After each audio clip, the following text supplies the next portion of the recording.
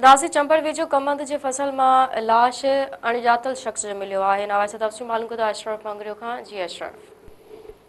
जी बिल्कुल पाए नाज़रीन खे एक अफ़सोसनाक वाक़िआ कंदोला चंबर ग्रेड स्टेशन वेझो मुक़ामी ज़मींदार इरफान गुल मक्सी जी ज़र ज़मीन जे कमंद जे फसल में 10 ॾींहं पुराणो 40 वरनि जे शख़्स जो अणॼातल शख़्स जो लाश हथ आयो आहे। चंबल पुलिस वाक़े वारे हंधि पहुची डीएसपी चंबल इंचार्ज ढोमकी ऐं चंबल पुलिस वाक़े वारे हंधि पहुची लाश जेको आहे तहवील में वठी चंबल अस्पताल मुंतक़िल करे छॾियो आहे। आख़िरी इतलान ताईं लाश जी सुञाणप न थी सघी आहे। इहो तव्हां ॿुधाईंदा सुबुह जीअं त उतां जेको हारी जेके आहिनि उहो कमंद में जेको उन्हनि लाश ॾिठो ऐं जेको पुलिस खे इतला ॾिनो। पुलिस उन खां पोइ उते पहुती ऐं लाश जेको आहे पुलिस जो चवणु आहे त तमामु जेको घणो पुराणो आहे 10 ॾींहं पुराणो लॻी रहियो आहे। इन करे सुञाणप लाश जी न थी रही आहे। हिन लाश जेको आहे चंबल अस्पताल आंदो वियो आहे ऐं पोस्टमार्टम खां पोइ ख़बर पइजी सघंदी ऐं वधीक जेको जांच कई पई वञे हीअ लाश कंहिंजो आहे ऐं हीअ लाश जेको आहे अॼु चंबल वेझो गिरिड स्टेशन वेझो मुक़ामी ज़मींदार इरफान गुल मक्सी जे कमर जे फसल मां 10 ॾींहं पुराणो लाश हथ आयो आहे। लाश चंबल अस्पताल मुंतक़िल कयो आहे। जी अशरफ, मेहरबानी।